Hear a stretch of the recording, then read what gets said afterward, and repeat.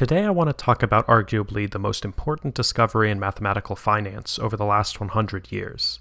This is the Black-Scholes-Merton model, which provides a method for determining the fair price of a certain type of financial asset known as an option. Unsurprisingly, that name comes from its three inventors, Fisher Black, Myron Scholes, and Robert Merton. Their work won them the Nobel Prize in economics and led to an explosion in options trading, which is now a market worth trillions upon trillions of dollars. What I want to do is walk you through a derivation of this formula in a way that's accessible to anyone familiar with basic probability and statistics, the kind you'd see in a calculus-based statistics course in high school or college. Now, being Nobel Prize-winning work, the traditional derivation is actually quite complex and requires much more machinery, but the final formula doesn't actually require all of it.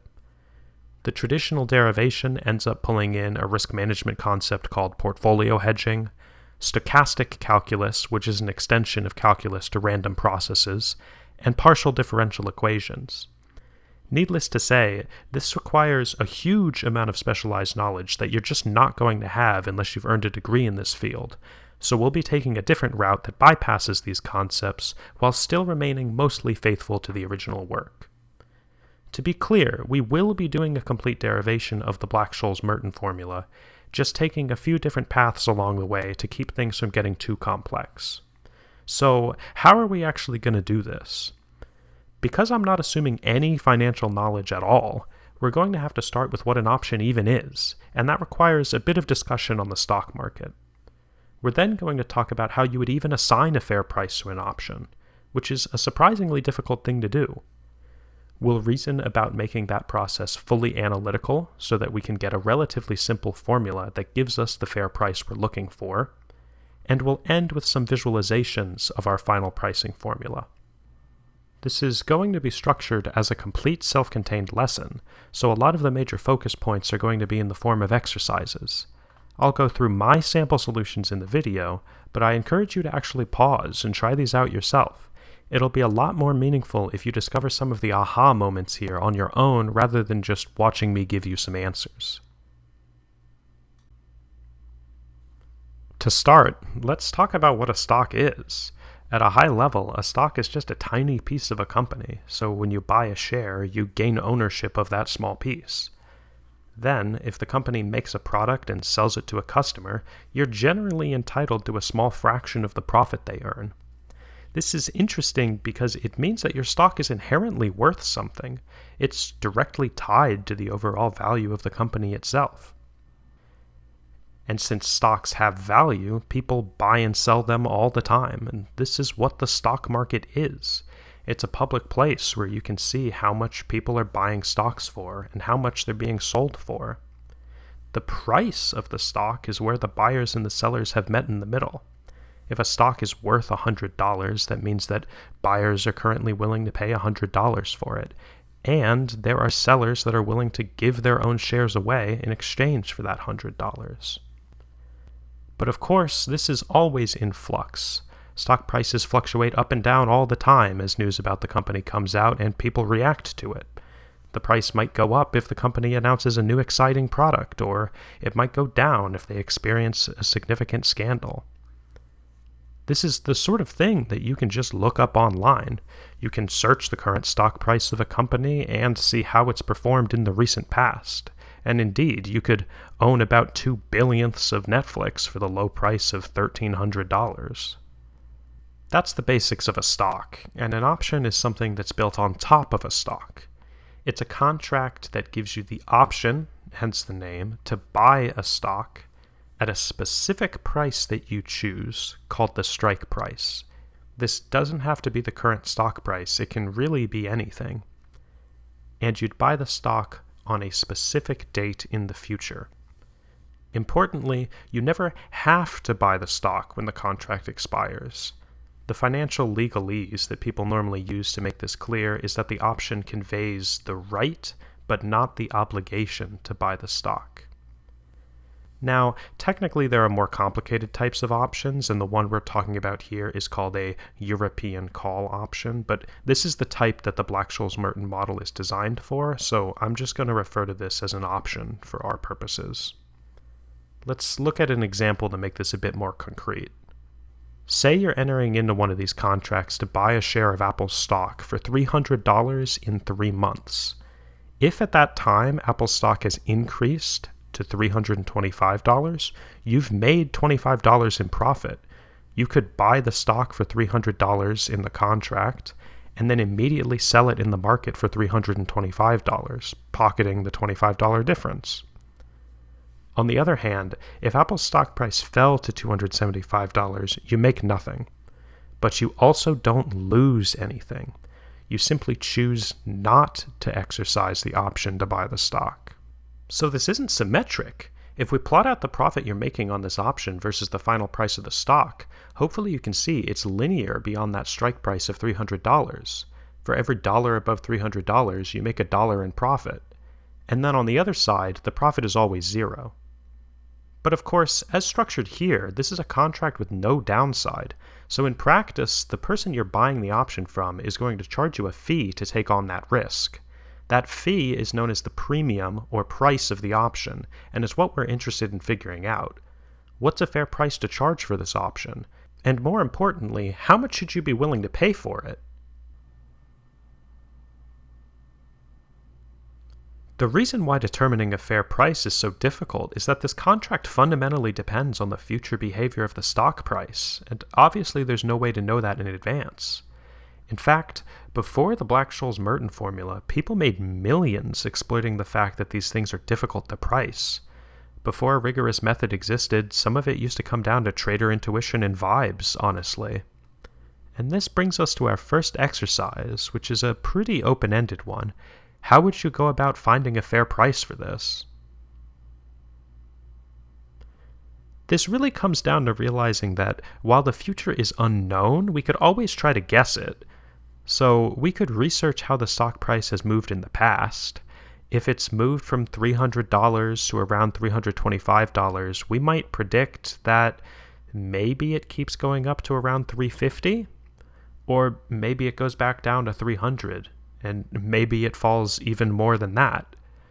So one thing we can try is to somehow simulate all these possibilities and get a sense of how much profit this option would make in each case. Let's take a look at what that might look like. Here's a plot of a simulated path of the stock price out to 3 months in the future, and it happens to end up around $325. That's $25 above our strike price, and so the option would make $25 in profit. If we simulate out more and more paths, we can simply record how much profit the option makes in each case, and start to see how that profit ends up being distributed across all the various simulated scenarios. At the end, we could look at that distribution and take the average, which ends up being about $6 here.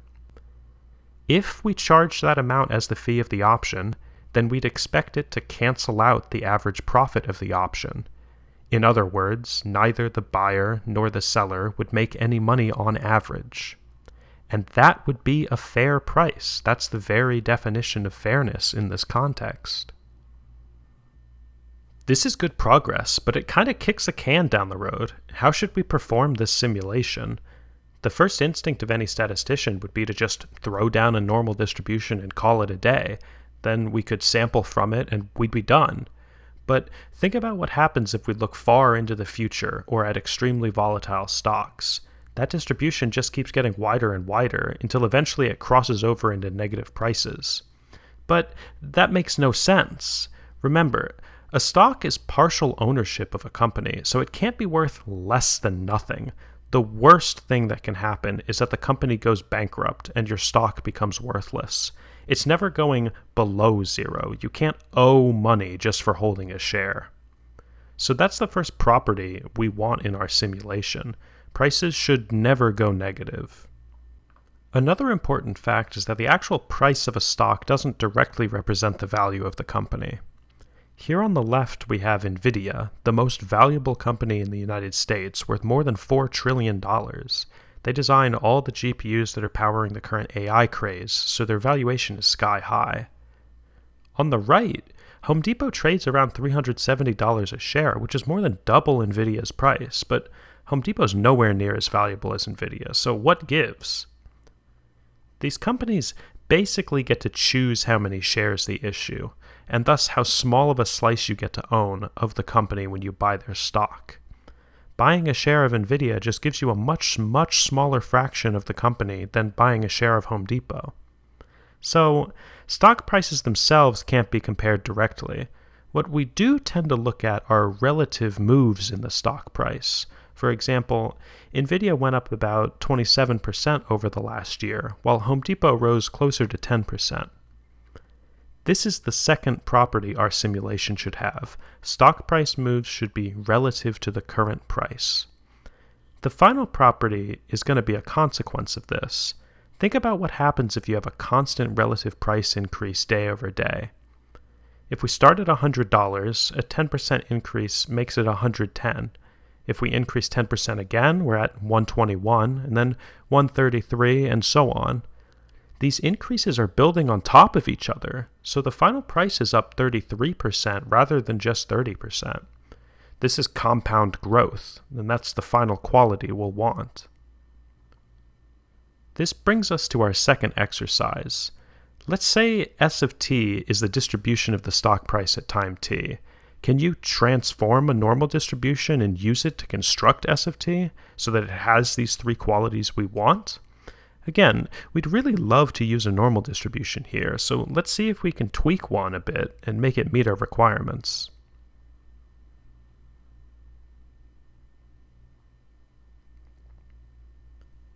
If you're stuck here, remember that one of the important qualities of a normal distribution is that adding two of them together still gives you a normal distribution, just shifted and scaled a bit differently. So they're really best for processes that add together, but compound growth multiplies, so what kind of function turns the addition of the normal distribution into multiplication? The perfect candidate here is an exponential function.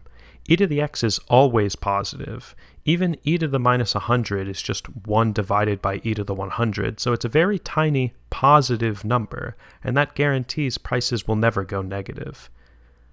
And then the whole point of an exponential is that it represents repeated multiplication or compound growth. E to the x plus y is e to the x times e to the y, and that's the compounding we want. To capture relative price moves, we can look at S of t over S naught, the distribution of the stock price relative to its starting point. If we set this to be the exponential of a normal distribution, we'll get all three of our properties. This exponential of a normal is known as a log normal distribution for the somewhat confusing reason that the log of the distribution is normal, and that log cancels out the exponential we added. This is one of the assumptions of the Black-Scholes-Merton model, that the stock price follows a log normal distribution. But I didn't want to just drop it on you out of nowhere. It's a choice that actually makes sense from first principles. Let's take a look at what this transformation did for us. Here's one of those normal distributions we were looking at earlier with the negative prices. And when I switch over to this log normal transformation, you'll see two things. All of the negative prices on the left tail disappear because they got shifted above 0 by the exponential function. And then the right tail gets a little heavier because of e to the x's tendency to blow up. Those are the compound returns kicking in. All that remains for our simulation is to figure out what values of mu and sigma to use for this distribution. Before that, we're going to need the probability density function of the log normal distribution. This will be our third exercise, and I've put the normal PDF on the screen for reference if you need it. This is a pretty standard exercise. Let's say that y is the normal distribution in question, and let x be e to the y. We know that the PDF of x is going to be the derivative of its cumulative distribution function, which I'll write here as the probability that capital X is less than or equal to x. But since x is the exponential of y, this is the same as the probability that capital Y is less than or equal to the log of x. That, in turn, is the CDF of y evaluated at log of x. Taking the derivative, we get the PDF of y evaluated at log of x, and then we pick up a factor of 1 over x from the chain rule. Plugging everything in, this looks like the normal PDF, except you replace x with log of x and add a 1 over x in front. Not too bad, and this will come in very handy for the later exercises. Going back to our stock price simulation, S of t over S naught is log-normally distributed, and we're interested in what those parameters mu and sigma should be in general. To start off simple, let's just think about S of 1 and look at that mu term. Mu shifts the distribution left and right, so it determines how much the stock price tends to drift upward or downward on average. But actually, we don't want to assume that the stock drifts up or down at all. The whole point of our simulation is to predict a bunch of future scenarios, and if we built in an upward bias, we'd end up incorrectly pricing our option. Nobody truly knows whether the stock will rise or fall, so we want our simulation to be unbiased.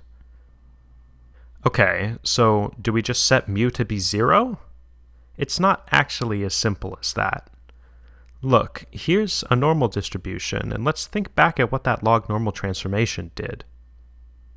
The left tail had its values shifted right when we eliminated negative prices, and then also the right tail had its values shifted right because of our compounding returns. Both of these are upward shifts to the distribution, so that log normal will definitely have a larger mean than the normal distribution that it came from. This is our fourth exercise. If you knew sigma already, find the value of mu that keeps the stock price flat on average. That is, the expected value of S1 should be S0.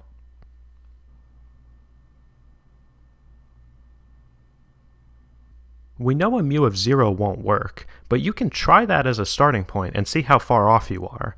That should give you a sense of how to adjust mu accordingly.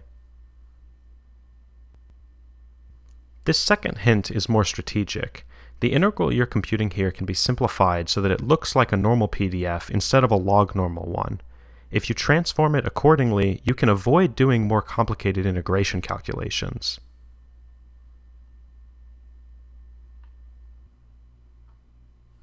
Following the hints, let's see what happens if we take mu to be 0.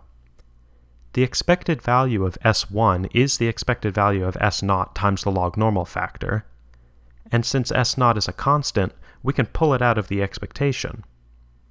Then, we really just need to find the expected value of this 0 mu log normal, so let's set that up. This is the integral of x times the PDF over its entire domain, 0 to infinity. Plugging in the PDF that we derived earlier, you'll see that the x factor is going to cancel with the 1 over x from the PDF, so I'll just rewrite that real quick. This already looks a lot like taking the area under a standard normal PDF.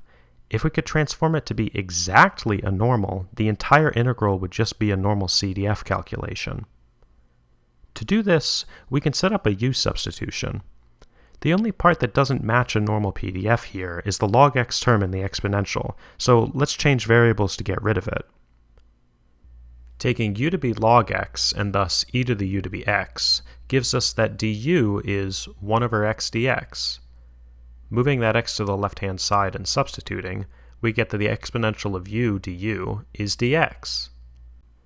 Bringing this back into our integral, log x becomes u, and then we get an extra exponential of u factor on the right side. Crucially, that bottom limit of integration becomes negative infinity to match the behavior of log x as x approaches 0. Simplifying a bit, let's collect the exponential terms together. This is closer to a normal PDF, but it doesn't quite match yet. We really want it to take the form of u minus mu squared over 2 sigma squared. To this end, we get a common denominator and notice that it looks even closer to a distributed version of u minus mu squared. Writing it out explicitly, all that we're missing is the equivalent of the mu squared term, where in our case sigma squared is actually taking the place of mu. And so completing the square leaves us with an extra summand of sigma to the 4th in the numerator. I'll simplify that real quick as sigma squared over 2 and then pull it back out of the exponential. Now, anything involving sigma is a constant with respect to u, so we can actually pull that even further out of the integral altogether. And we're left with this interesting integral over a normal distribution with mean sigma squared and standard deviation sigma. But that's an integral over the entire domain, negative infinity to positive infinity. It's just 1. The whole term disappears. And so our final answer is that the expected value term is the exponential of sigma squared over 2. All this means is that the log-normal transformation effectively shifted the normal distribution in the exponent over by this amount. So we can cancel out that effect by setting mu to be negative sigma squared over 2. This completes the exercise. Let's briefly talk about the other parameter, sigma. This one won't be an exercise or anything since it's a bit more freeform. Sigma determines how volatile the stock is in the simulation, how wide the distribution of price changes will be. So this will vary from stock to stock. You could look at how the stock has moved in the past and then use that to get an idea of what sigma should be. For example, simulating forward with a volatility of 10% here seems a bit too stable. And sweeping up to 30% looks a bit too volatile.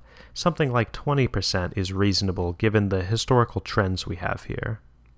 And this is the type of thing you could estimate by simply calculating the standard deviation of historical returns.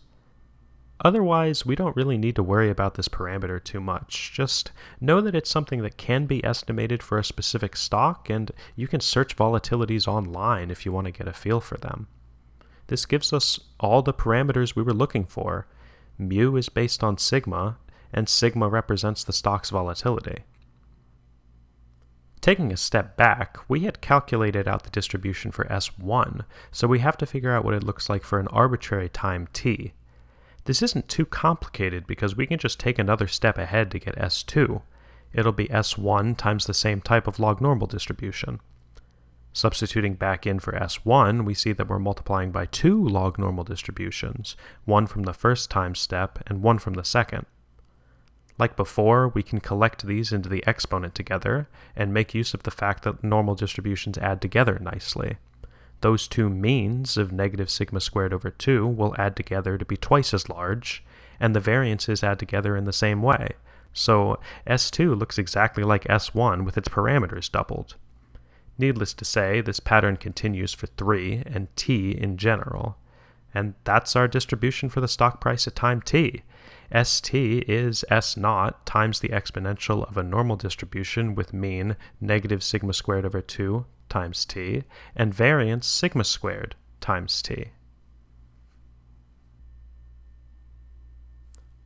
Up to this point, we've been simulating the stock price into the future, which looks something like this out to 3 months. We've calculated that this should follow the log-normal distribution with the parameters that we derived. On the right, you can see what the distribution of the final stock price looks like. So, if this were an option with strike $320, we care about how often the stock finishes above that strike after 3 months. On the left plot, that's all the simulated paths that end up above the strike, and on the right plot, it's the shaded part of the distribution on the right tail. So really, there's no point in doing a simulation at all. We can calculate these probabilities directly. This was honestly the whole point of basing the distribution off a normal in the first place. We needed this to remain simple enough to be converted into an analytic formula at the end of the day. Let's see this calculation through. We want to calculate the price of the option, which is traditionally denoted C since this type of option is referred to as a call option. And we've set it up so that the price is the average profit. That's the expected value of the stock minus the strike, in the cases where the stock actually ends up above the strike. Visually, this is the average amount that ST exceeds the strike in that right tail I've highlighted. Whenever ST finishes below the strike, the option pays nothing. It's worthless, so we just need to focus on the right tail. Expanding this into 2 terms, we have the average value of S of t when it's above the strike, minus the strike times the probability of this scenario. Our final 2 exercises will be to calculate each of these terms. First, we'll do the probability term, so the exercise is to calculate the probability that ST ends up larger than K.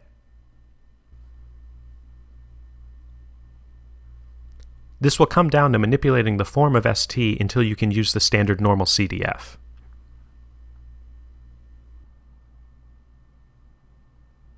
Towards the goal of manipulating ST into a normal, let's divide through by S0 and take the log of both sides. Then, we've really isolated the normal distribution inside the exponent, so we just need to determine the probability that this normal part exceeds log k over S0. We want to use the standard normal CDF, so let's normalize it piece by piece. We can move the mean over to the right side, and then divide through by the standard deviation to get this into the form of a standard normal. The CDF gives the probability of the left tail, so our right tail probability is just 1 minus the CDF of this larger expression that we've created. This completes exercise 5. The last exercise is to compute the expectation term. What's the average value of the stock price when it's above the strike?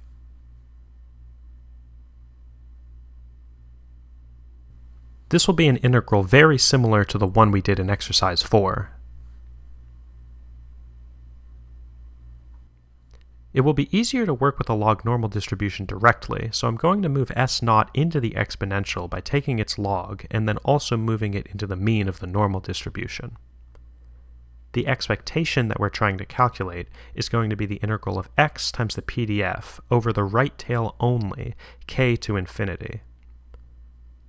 Once again, that leading x will cancel with the 1 over x from the log normal PDF, so plugging everything in gives us this integral. We'll be doing another u substitution here to try and get everything looking more like a standard normal, so let's choose u to normalize the entire distribution in the exponent.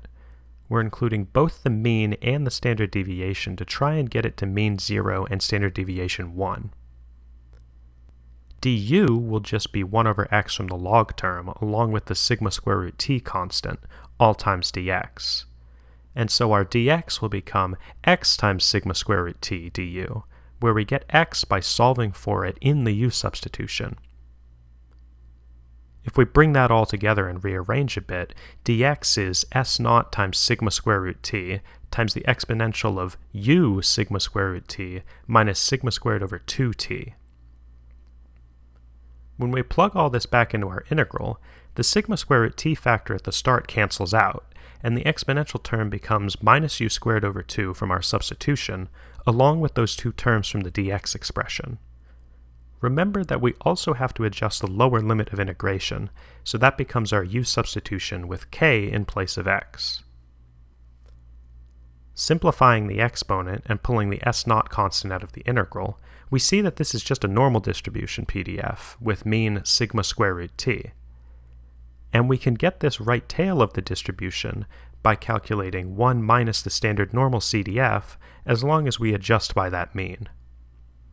Simplifying a bit again, we can collect the log terms and bring everything into a single fraction, which just ends up flipping the sign on the sigma summand. All we have to do now is put these answers from our exercises back into the formula we had before. I'll simplify this so it looks a tiny bit nicer. We can take advantage of the symmetry of the standard normal to rewrite 1 minus CDF of x as CDF of minus x, and then distribute that negative sign into the fractions themselves. So our final answer is S0 times the CDF of a large expression, minus the strike times the CDF of a similar looking expression. Most often, this is written with those expressions as helper variables d plus and d minus, and since they're basically the same with a sign flipped, we write d minus as d plus with the necessary adjustment from earlier. Now, there is actually one minor piece to add. In finance, getting $1 today is worth more than getting $1 in the future. Why? Because if you had the money right now, you could earn interest on it in something like a savings account, and it would grow exponentially in value over time. Mathematically, $1 becomes e to the RT dollars after t years, where r is the interest rate that you could earn on that money.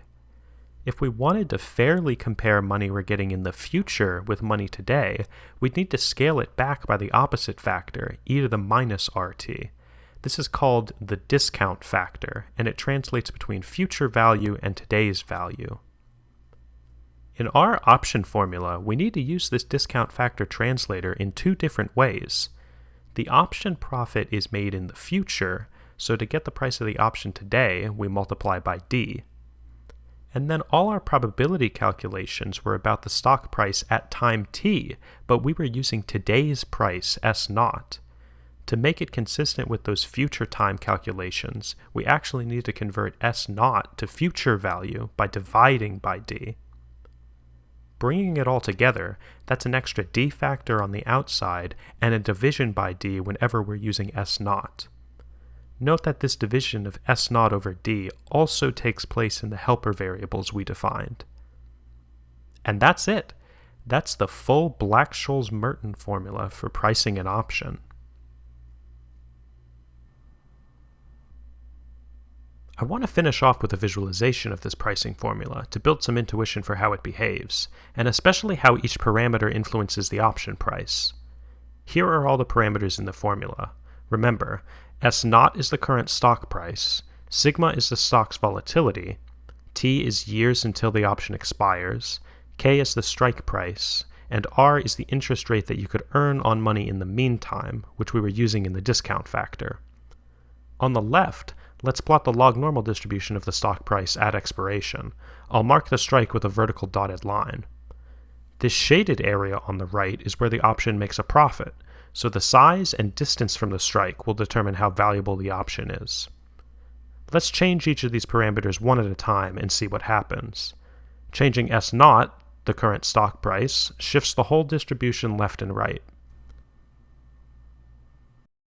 The volatility sigma controls how much the stock price tends to move, so lower volatility keeps our prices clustered near the current level, and higher volatility widens the distribution out. The time t has a similar effect. If there's less time for the stock to move, its price can't wander very far, and as t increases, the distribution widens. Moving the strike k just shifts the vertical line, changing how much of the distribution falls into the profitable region. And we'll get back to R later. Now, on the right, let's plot the option price against the current stock price. The dashed line shows how much money you'd make if you were able to exercise the option immediately, so it's the stock price minus the strike. The white dot is the actual option price for this example, a few dollars. Let's change each parameter again. Moving S0 down makes the option decrease in value, since it's increasingly unlikely to ever end up above the strike, and pushing S0 far above the strike means it's a bit more valuable than just exercising the option right now. The extra value comes from the extra chance of even higher profits before expiration. This is all tracing out a curve above that dashed line, so let's show it for all potential S0 values. As we change S0, the white dot will follow this blue curve. For volatility, decreasing it lowers the option value, since the stock is less likely to rise above the strike. And increasing it raises the value, since there's more chance to profit. Again, time has a similar effect. Less time before expiration means the stock is less likely to rise above the strike, decreasing the price of the option towards that dashed line. And more time increases the option price for the opposite reason. For the strike, lowering it makes the option more valuable, since more of the distribution is in the profitable region, and raising it does the opposite by making the profitable region smaller. The interest rate R has a smaller effect, since it adjusts how much you'd prefer having money now versus waiting for the option's profit in the future. A lower R decreases the option price, since there's less benefit to holding on to cash right now, and a higher R makes cash more attractive, so the option's price increases. This also gives some intuition on why the option price responds differently to changes in the stock price depending on where it is relative to the strike. If the stock price is far below the strike, moves in the stock barely matter, since the option will almost certainly be worthless anyway. If the stock is far above the strike, almost the entire distribution is profitable, so each dollar change in the stock price will affect the profit of the option by the same amount. Hence, the option's value moves nearly 1-to-1 with the stock price itself. Finally, I want to briefly take a step back and look at what we've done. We've covered some basics about stocks, options, and so on that may have been new to you, but I hope this also gave you a sense of how complicated mathematical finance can be. People in the financial industry are constantly inventing new products and adding exotic features to existing ones, so it's extremely important to be able to determine how much these things are worth. and it's far from a simple task in general. The Black-Scholes-Merton formula we derived here is one of the simpler cases. Most importantly, the technique we applied here is a general problem-solving strategy that you should have in your mathematical toolbox. There's a whole class of problems that are hard to reason about, but relatively easy to simulate. Then you can try and find ways to refine or simplify the simulation bit by bit. Either you'll end up with a fully analytic solution like we had here, or you'll simply find more efficient ways to simulate your problem. Far outside of finance, that is a really powerful tool to have on hand. That's all I've got for you today, so thanks for watching, and I hope you learned something new.